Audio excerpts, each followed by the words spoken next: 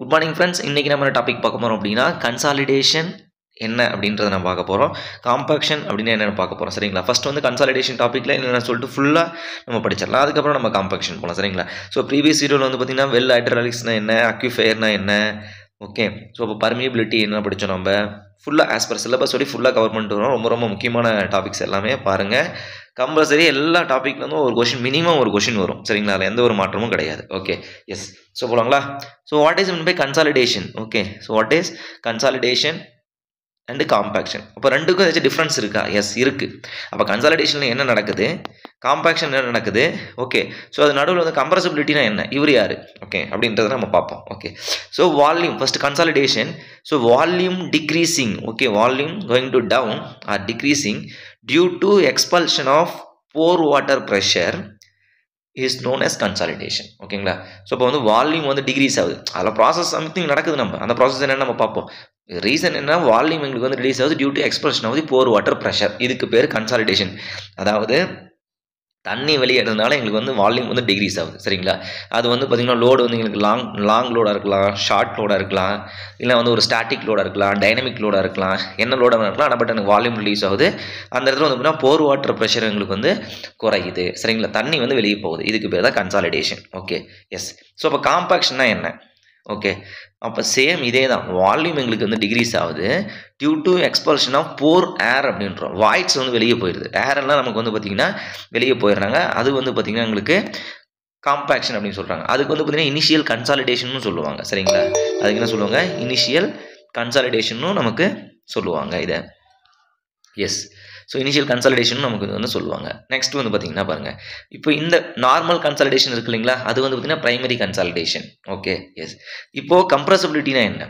Okay, so compressibility அப்படிங்கும்போது நமக்கு என்ன, volume reduced due to increasing the load increase பண்ணுறாங்க, வால்யூம் வந்து எங்களுக்கு டிக்ரீஸ் ஆகுது. இதுக்கு பேர் கம்ப்ரசபிலிட்டி ஜென்ரலாக. அவ்வளோதான். ஓகேங்களா? எஸ். இப்போ இது மட்டும் தெரிஞ்சு வச்சுக்கோங்க, டெஃபினிஷன்ஸ் போதும், அவ்வளோதான். ஓகே. இந்த கொஸ்டின் கேட்பாங்க, ஒன் மார்க் கொஸ்டினில். Okay. So volume decreasing due to expulsion of the pore water pressure, the process is known as primary consolidation. Volume decreasing due to expulsion of the pore air, this process is known as compaction or initial consolidation. ஓகேங்களா? இந்த question statement question கேட்டிருக்காங்க. Initial consolidation, primary consolidation, secondary கன்சாலிடேஷனுக்கு இதுக்கு பேர், அதாவது definition கொடுத்துட்டு இது கரெக்டாக, இந்த ஸ்டேட்மெண்ட் கரெக்டு 1 2 3 4 அப்படி கொஸ்டின் கேட்டிருக்காங்க ஒரு டைம். ஓகேங்களா? இது வந்து ஐஇஎஸ்ல கேட்டிருக்காங்க. நம்ம கொஸ்டின் கேட்டாலும் ஆச்சரியப்படுறதுக்கு இல்லை. Okay, yes. So secondary consolidation. Okay, அப்போ கன்சாலிடேஷன் வந்து பார்த்தீங்கன்னா நீங்கள் கிளாஸிஃபை பண்ணுறீங்களா? ஆமாம் பண்ணுறோம். எத்தனையாக பண்ணுறோம்? 3ஆக பண்ணுறோம். Initial consolidation, primary consolidation, secondary consolidation, 3ஆக வந்து பார்த்தீங்கன்னா கன்சாலிடேஷன் வந்து கிளாஸிஃபை பண்ணுறாங்க. ஸோ அப்போ இனிஷியல் கன்சாலிடேஷன் என்னென்னா, volume decreasing due to applying of the static load, the volume is decreasing due to expulsion of the pore air அப்படின்னு சொல்றோம். expulsion of the pore air is known as initial consolidation or compaction. Volume decreasing due to reduction of expulsion of pore water pressure is known as primary consolidation. What is the secondary consolidation? Volume decreasing, அது confirm. வால்யூம்ன்றது degrees ஆகிறது confirm. ஓகேங்களா? So அங்கே என்ன வந்து உள்ளே வந்து என்ன action நடக்குது அதுதான் நமக்கு முக்கியம். ஓகேங்களா சார்? எஸ். ஸோ என்ன ரியாக்ஷன் நடக்குது அந்த இடத்துல? So due to applying the load, the volume is decreasing and the plastic rearrangement of the soil அப்படின்னு சொல்கிறோம். Plastic rearrangement. அப்போ என்ன பண்ணும், நமக்கு சாயில் வந்து ரீஅரேஞ்ச்மெண்ட் ஆகுது. அதோட பார்ட்டிகல்ஸ் எல்லாமே நமக்கு என்ன ஆகுது, ரீஅரேஞ்ச்மெண்ட் ஆகிருக்குது. சரிங்களா? ஸோ அதுக்கு வந்து பார்த்தீங்கன்னா பிரைமரி கன்சாலிடேஷன் அப்படின்னு, செகண்டரி கன்சாலிடேஷன் அப்படின்னு நம்ம சொல்லுவோம். சரிங்களா? Secondary consolidation. ஓகேங்களா? So classify into 3 types. அப்போ கன்சாலிடேஷனில் அப்போ அது என்ன தான் ப்ராசஸ் நமக்கு அங்கே? ஓகே, அப்போது கன்சாலிடேஷன் டிபெண்டிங் ஆன் என்ன, அதாவது எதை பேஸ் பண்ணி இருக்குது, எந்த லோடு, அதை எப்படி வந்து மெஷர் பண்ணுறாங்க அப்படின்றத நம்ம பார்ப்போம். ஓகேங்களா? எஸ். ஸோ கன்சாலிடேஷன் வந்து பார்த்திங்கன்னா இது ஸ்டாட்டிக் லோடு ப்ராசஸ் அப்படின்றோம். அதாவது ஒரு கான்ஸ்டன்ட் லோடு தான். டைனமிக் லோடு மாதிரி டைம் டிபெண்ட் பண்ணி இருக்கிறது கிடையாது. பட் ஆனால் இந்த டைம் டிபெண்ட் பண்ணி நம்ம போடுவோம். பட் இது வந்து பீரியட் ஆஃப் டைம் வந்து நமக்கு இன்ஃபினிட்டி. பட் நம்ம அசம்ஷனில் ஃபைனிட்டாக தான் நம்ம எடுத்து டிசைன் பண்ணுறோம். ஓகேங்களா? 365 டேஸில் இவ்வளோ நடக்குது, 80 டேஸில் இவ்வளோ நடந்துருது அப்படின்னு சொல்லிட்டு நம்மளே இது வந்து ஜஸ்ட் டிசைன் பர்பஸ்க்காக நம்ம எடுத்துக்கிறோம். அப்போ லோடு வந்து எங்களுக்கு static load. Consolidation is the static load. Long time process. இது வந்து ஒரு லாங் டைம் ப்ராசஸ். ஓகேங்களா? Periodically directly proportional to time அப்படின்னு சொல்கிறோம். ஓகேங்களா? சாரி, ப்ராக்டிக்கலி சேம் அதுவும் சொல்லலாம் periodically directly proportional to time. Okay, time depend factor அப்படின்னு சொல்லலாம் அந்த கன்சாலிடேஷன். ஓகே, கிராஜுவல் கண்டிஷன் அப்படின்னா ஸ்டாட்டிக் லோடு கிராஜுவல் கண்டிஷன் அப்படின்னு சொல்கிறோம். ஸோ இது வந்து ஓடோமீட்டர் நமக்கு okay odometer. Okay, odometer test நமக்கு வந்து யூஸ் பண்ணி ஓடோமீட்டரை யூஸ் பண்ணி வந்து பார்த்திங்கன்னா நம்ம கன்சாலிடேஷன் கண்டுபிடிக்கலாம். பார்த்துருப்பீங்க ஷியர் அப்போ டேரக்ட் ஷியர் அப்பராட்ஸ் மாதிரியே இருக்கும். 3 சிலிண்டர் இந்த இடத்துல இருக்கும். கீழே வந்து பார்த்திங்கன்னா வேங்கிங் இருக்கும். அந்த லோடுக்கு அப்ளை பண்ணி வித் ரெஸ்பெக்ட் ஆஃப் டைம் நம்ம வந்து பார்த்திங்கன்னா எவ்வளோ வால்யூம் அதாவது ஹைட் டிகிரிஸ் சொல்லிட்டு நம்ம லெபார்ட்டரியில் பண்ணியிருப்போம். Okay, yes. ஸோ இதுதான் நமக்கு வந்து பார்த்திங்கன்னா கன்சாலிடேஷனுடைய மெயின் பார்ட் அப்படின்னு நம்ம சொல்கிறோம். சரிங்களா? எஸ். ஸோ இந்த செகண்டரி கன்சாலிடேஷனில் வந்து பார்த்திங்கன்னா போர் வாட்டர் ப்ரெஷர் இருக்குமா இருக்காது. ஏன்னு கேட்டால் டோட்டல் வாட்டரும் நமக்கு வந்து பார்த்திங்கன்னா அந்த இடத்துல ட்ரைன் ஆகிடும். போர் வாட்டர் ப்ரெஷர் ஞாபகம் வச்சுக்கோங்க. ஓகே, இதெல்லாம் சின்ன சின்ன ஹிண்ட்ஸ் மாதிரி தான். ஓகே, ஸோ ஃபஸ்ட்டு வந்து பார்த்திங்கன்னா இனிஷியல் கன்சாலிடேஷனில் எனக்கு வந்து பார்த்திங்கன்னா ஏர் ரிமூவ் ஆகுது. பிரைமரி கன்சாலிடேஷனில் எங்களுக்கு வந்து பார்த்திங்கன்னா போர் வாட்டர் ப்ரெஷர் வந்து வாட்டர் ப்ரெஷர் எல்லாம் வெளியே போயிடுது. அங்கேயே எங்கள் பிரைமரிலே போயிடுச்சு. அப்போ செகண்டரியில் எப்படி எங்களுக்கு ப்ரெஷர் இருக்கும்? இருக்காது. No pore water pressure. Secondary வந்து பார்த்திங்கன்னா plastic rearrangement of the soil particles அப்படின்னு நம்ம சொல்கிறோம். சரிங்களா? அதில் வாட்டர் ப்ரெஷர் இருக்குமா? எங்களுக்கு வந்து இருக்காது அப்படின்னு சொல்கிறாங்க. சரிங்களா? அப்போ கன்சாலிடேஷன் ப்ராசஸ் வந்து பார்த்திங்கன்னா எங்களுக்கு ஒரு long time process. Static load gradual load கிராஜுவலாக நடக்கும். அது மட்டும் இல்லாமல் வந்து பார்த்திங்கன்னா periodic practically time dependent factors அப்படின்னு நம்ம சொல்லிக்கலாம். எஸ். ஸோ இதை சொல்கிறதுக்கு ஒருத்தர் வராரு. அவர் தான் வந்து பார்த்திங்கன்னா டெர்சாகி கன்சாலிடேஷன் தியரி அப்படின்னு சொல்கிறாரு. ஓகே, சயின்டிஸ்ட் வந்து சொல்கிறாரு நான் சம் அசம்ஷன் வச்சுருக்கேன் அந்த கன்சாலிடேஷனுக்கு. ஸோ அதை நான் சொல்ல போகிறேன் அப்படின்றாரு. ஓகேங்களா? ஃபஸ்ட்டு சொல்கிறாரு லோடு வந்து எங்களுக்கு small. Load is very small. Okay, அதனால தான் எங்களுக்கு வந்து டைம் வந்து அதிகமாகுது. ஓகே, அது ஒன்று கான்செப்ட் சொல்லிக்கலாம். Load is very small. அப்போ எங்களுக்கு வந்து சடனாக லோடு அப்ளை பண்ண என்ன ஆகும்? டோட்டலாக வந்து பார்த்திங்கன்னா டோட்டலாக வந்து பார்த்திங்கன்னா எக்ஸ்ப்ளோஸ் ஆகிடும். சரிங்களா? இப்போ எக்ஸாம்பிள் வந்து பார்த்திங்கன்னா ஸோ இதில் ஒரு சின்ன நம்ம எக்ஸாம்பிள் இது வச்சுக்கோம். இது ஒரு பக்கெட்னு வச்சுக்கோங்க. இப்போ பாட்டத்தில் வந்து இதில் சின்ன ஹோல் இருக்குது. ஓகே, ஒரு 1 mm 2 mm. ஸோ இதை நம்ம கிராஜுவலாக விட்டோம் அப்படின்னா நமக்கு என்ன நடக்கும்? ஓகே, ஒரு லோடு ஒரு 10 km மட்டும் லோடு அப்ளை பண்ணி நம்ம கிராஜுவலாக விட்டோம்னா இந்த போரஸில் வழியாக நமக்கு என்ன ஆகும்? வாட்டர் வந்து வெளியாகிட்டு டோட்டலாக வந்து பார்த்திங்கன்னா ஃபுல்லாக ட்ரை ஆகிடும். பாட்டில் சாயில் இருக்குன்னு வச்சுக்கோங்க, ஃபுல்லாக வந்து நமக்கு ட்ரை ஆகிடும். இப்போ சடனாக வந்து ஒரு இம்பேக்ட் லோடு அப்ளை பண்ணால் நமக்கு என்ன ஆகும்? டோட்டல் ப்ரெஷர் நமக்கு அபோர்ட் ஆக்ட் ஆகிடும். அப்போ நமக்கு என்ன ஆகும்? டோட்டல் பில்டிங் வந்து பார்த்திங்கன்னா கொலாப்ஸ் ஆக வாய்ப்பு இருக்குது. டோட்டல் ஸ்ட்ரக்சரும் நமக்கு வந்து கொலாப்ஸ் ஆக பாசிபிலிட்டிஸ் இருக்குது. ஸோ அதனால் வந்து பார்த்திங்கன்னா இவர் லோடு வந்து வெரி ஸ்மால் அப்படின்னு சொல்லிட்டு ஒரு அசம்ஷனை போட்டார். ஓகேங்களா? Yes. Flow is a steady flow. ஓகேங்க, flow is a steady laminar flow. Okay, அடுத்த ஏரியா வந்து கான்ஸ்டன்ட். ஓகேங்களா? ஏரியா வந்து எங்களுக்கு கான்ஸ்டன்ட்டுங்க. ஒன்லி வந்து பார்த்திங்கன்னா ஒரு 10 மீட்டர் பை 10 மீட்டர் இருக்குன்னா எங்களுக்கு ஏரியா கான்ஸ்டன்ட். அப்போ எங்களுக்கு என்ன நடக்குது இந்த இடத்துல? ஹைட்டு மட்டும் தான் எங்களுக்கு சேஞ்ச் ஆகுது. ஓகே, ஹைட் ஒன்லி சேஞ்ச் அப்படின்னு சொல்கிறோம். ஓகேங்களா? ஸோ அதனால் வால்யூம் சேஞ்ச் தான் ஆகும். Okay, yes. Change in volume not immediately. இது இமிடியேட்டாக நடக்குதா? எங்களுக்கு கிடையாது. இது வந்து லாங் டைம் எடுத்துக்கும். சரிங்களா? இங்கே பிரச்சனை நம்ம it's a long time process அப்படின்னு நம்ம சொல்லிட்டு எஸ் இங்கே இருக்கு பாருங்க, it's long time process. Yes. So இவர் வந்து அசம் பண்ணியிருக்காரு. என்னதை அசம் பண்ணியிருக்காருங்க? பிரைமரி கன்சாலிடேஷன் மட்டும்தான் 1 டிகிரி ஆஃப் கன்சாலிடேஷன் சொல்கிறாங்க. ஓகேங்களா? பிரைமரி கன்சாலிடேஷன் 1 டிகிரி கன்சாலிடேஷன் சொல்லுவாங்க. 2 டிகிரி ஆஃப் கன்சாலிடேஷன் வந்து செகண்டரி கன்சாலிடேஷன் அப்படின்னு சொல்லுவாங்க. ஃபஸ்ட்டுக்கு பிரைமரிக்கு 1 டிகிரி, செகண்டரிக்கு 2 டிகிரி அப்படின்னு நான் வச்சுக்கோங்க. 2 டிகிரி ஆஃப் கன்சாலிடேஷன் அப்படின்னு நம்ம சொல்கிறோம். அப்போது இ வெர்சஸ் சிக்மா.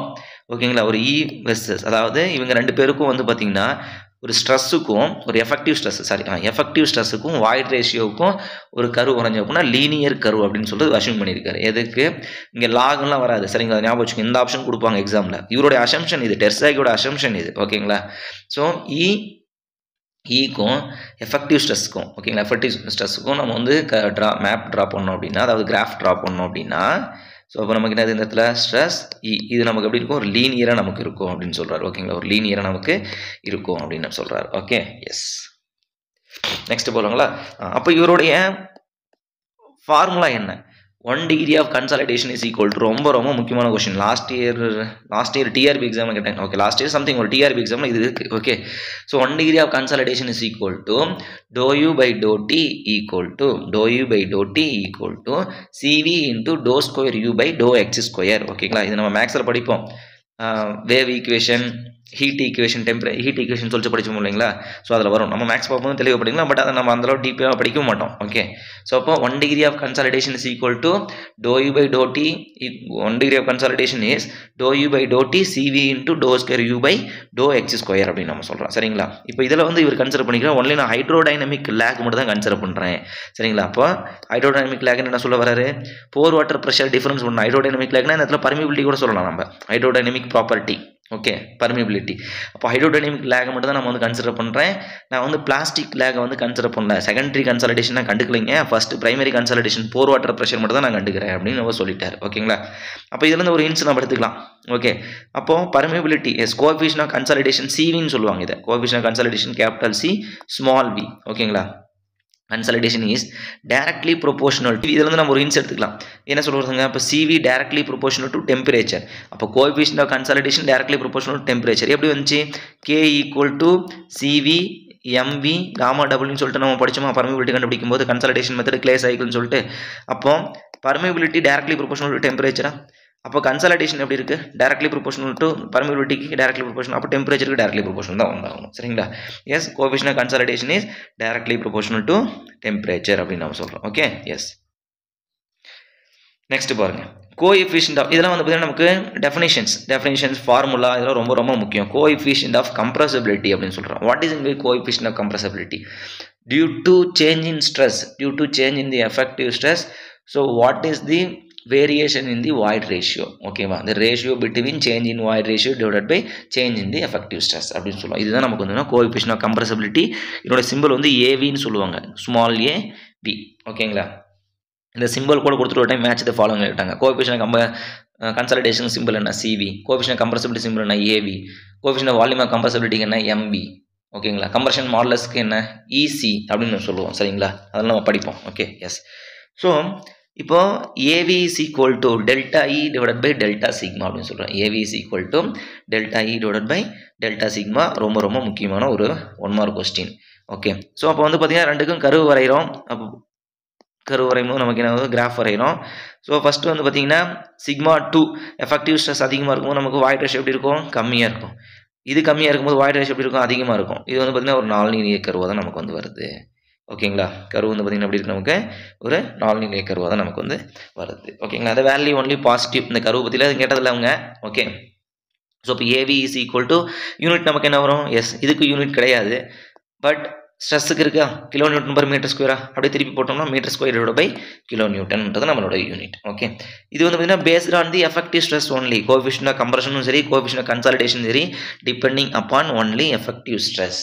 எஸ் ஸோ இப்போ நீங்கள் சொல்லிட்டீங்க ஆல்ரெடி எங்களுக்கு வந்து ஏரியா வந்து கான்ஸ்டன்ட்டுங்க. அப்போ ஏரியா அப்போ ஏரியா கேன்சல் ஆகிடும். அப்போ பேலன்ஸ் என்ன இருப்பாங்க? Change in height divide by original height. Change in height delta H divide by H is equal to அதாவது change in height divide by original height is equal to delta E divide by 1 + E0. இந்த formula நான் வச்சுக்கோங்க ரொம்ப ரொம்ப முக்கியம். ஓகேங்களா? இந்த formula எப்படி வந்தது? டெரிவேஷன் அதெல்லாம் நம்ம போட்டாலும் நம்ம எக்ஸாமில் போட்டு பார்க்குறது கிடையாது. ஓகேங்களா? இதெல்லாம் ரொம்ப முக்கியமான ஃபார்முலாஸ். ஓகே எஸ் இதில் நீங்கள் தெரிஞ்சிக்க வேண்டிய விஷயம் 3 விஷயம் தான். AV is equal to delta E divide by delta sigma. Okay delta H divide by H is equal to delta E divide by 1 + E0. Coefficient consolidation depending upon only effective stress. அவ்வளோதான் 3 விஷயம், வேறு எதுவும் தேவையில்லை. Sand is less compressibility compared to clay. Yes sand வந்து பார்த்தீங்கன்னா compressibility லெஸ்ஸாக தான் இருக்கும். ஏன்னா வந்து பார்த்தீங்கன்னா இது வந்து ஒரு லாங் டைம் ப்ராசஸ் கிடையாது. சாண்டோடைய போர் வாட்டர் ப்ரெஷர் இது ஒரு ஷார்ட் டைம் ப்ராசஸ். ஓகே இது ஒரு லாங் டைம் ப்ராசஸ். அதனால் வந்து பார்த்தீங்கன்னா இதில் போரஸ் அதிகம் இதில் கிளேல.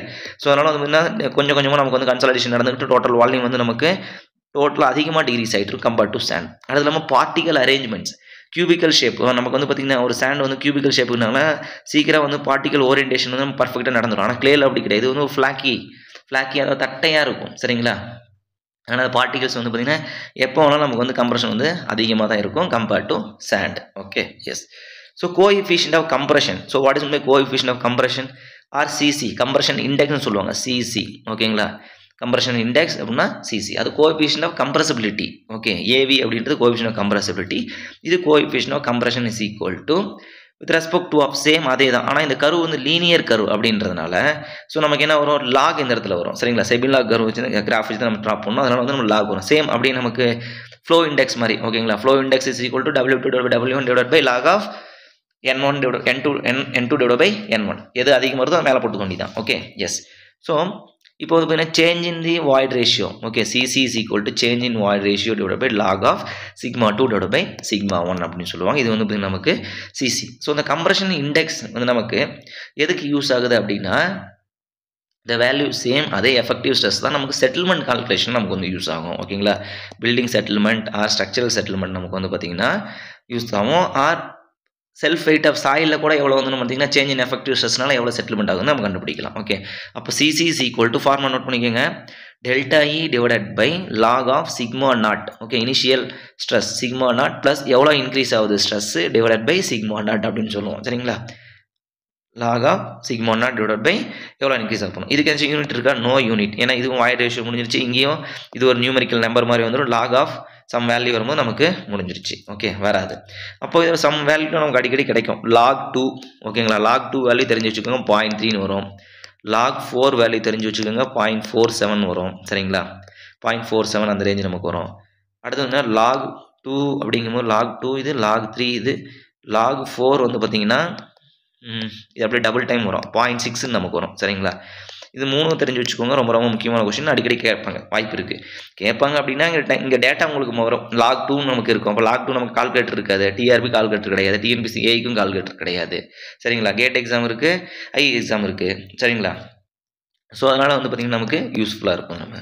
ஓகே, ஸோ இந்த கம்ப்ரஷன் இண்டெக்ஸ், எஸ், இந்த கம்ப்ரஷன் இண்டெக்ஸ் செட்டில்மெண்ட்டுக்கு எப்படி இருக்கும்? டேரக்ட்லி ப்ரொபோஷனாக இருக்கும். ஒரு ஃபார்முலா நம்ம எழுதுவோம். So primary settlement is equal to delta s is equal SP is equal to CC into h naught divided by 1 plus e naught into log of sigma naught plus delta sigma divided by sigma naught அப்படின்னு சொல்லிட்டு நம்ம ஒரு formula பார்க்கலாங்களா? இங்கே இருக்குன்னு, S, இங்கே இருக்குது பாருங்கள். Yes, primary settlement. So இந்த ஃபார்முலா நம்ம எழுதும்போது settlement directly proportional to CC. So அதனால் வந்து பார்த்தீங்கன்னா same settlement directly proportional to CC அப்படின்னு நம்ம எழுதி வச்சுக்கிறோம். ரொம்ப ரொம்ப முக்கியமான ஒரு 1 மார்க் கொஸ்டின்.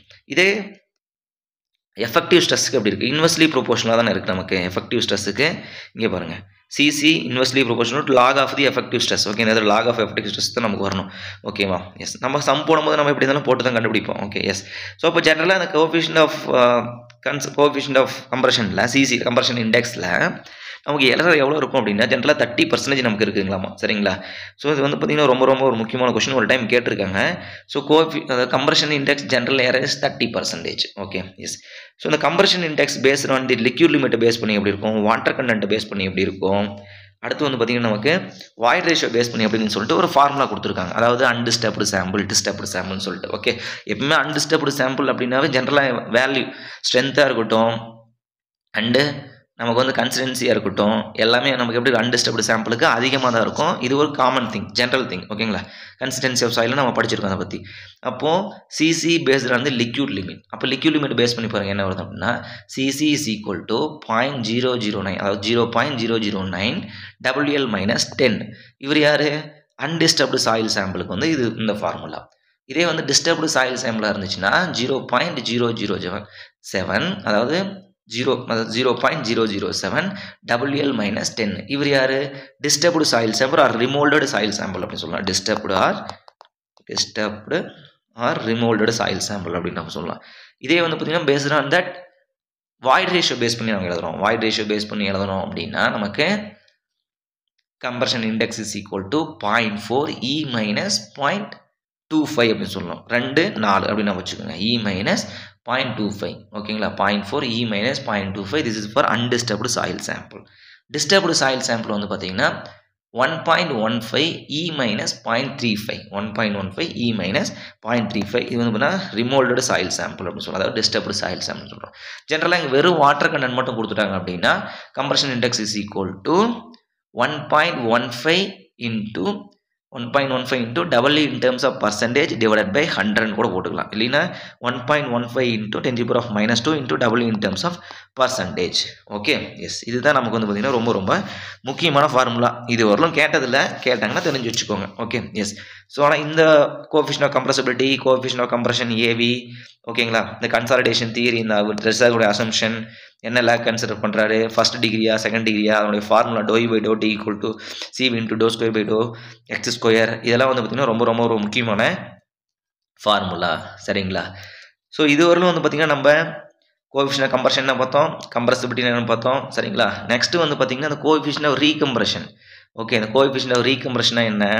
ஓகே, ஸோ இந்த கோஎஃபிஷியன்ட் ஆஃப் ரீகம்ப்ரஷனா என்ன, இது வந்து பார்த்திங்கன்னா எதுக்கு யூஸ் ஆகுது, ஓகே, இது எந்த இடத்துல நம்ம கன்சிடர் பண்ணோம், அவருக்கும் கோஎஃபிஷியன்ட் ஆஃப் கம்ப்ரஷனுக்கும் என்ன ரிலேஷன் அப்படின்றது வந்து பார்த்திங்கன்னா நம்ம நெக்ஸ்ட் வீடியோவில் வந்து நம்ம டீட்டெயிலாக பார்க்கலாம். சரிங்களா, ஸோ ப்ரீவியஸ் வீடியோ வந்து பார்த்திங்கன்னா பர்மிபிலிட்டி. ஸோ மோர் தென் இப்போ வந்து இது இந்த கன்சல்டேஷன் முடித்தோம் அப்படின்னா மோர் தென் 50% முடிஞ்சிச்சு. சரிங்க, இந்த பர்மிபிலிட்டி, ஸோ இந்த எஃபெக்டிவ் ஸ்ட்ரெஸ், அக்யூஃபியர்ஸ், அடுத்து வந்து பார்த்திங்கன்னா நமக்கு இந்த classification of soil, okay, soil water, இது எல்லாமே வந்து பார்த்திங்கன்னா ரொம்ப ரொம்ப முக்கியமான ஒரு கொஷின். கண்டிப்பாக ஒவ்வொரு டாப்பிக்லேருந்தையும் ஒரு கொஷின் கேட்கலாம். சரிங்களா? நம்ம போட்டிருக்க 10 வீடியோவில் வந்து ஒவ்வொரு கொஷின் கேட்க பாசிபிலிட்டிஸ் இருக்குது. ஓகேங்களா? சாயில் மெக்கானிக்ஸ் நமக்கு வந்து பார்த்திங்கன்னா அதுலேருந்து 10 வீடியோவில் வந்து ஒவ்வொரு கொஷின் கேட்கல அப்படின்னாலும் அவுட் ஆஃப் அந்த 10 வீடியோஸில் மினிமம் நமக்கு வந்ததுன்னா 5 to 6 கொஷின் கம்பல்சரி கேட்பாங்க. அதில் எந்த ஒரு சேஞ்சஸுமே கிடையாது. சரிங்களா?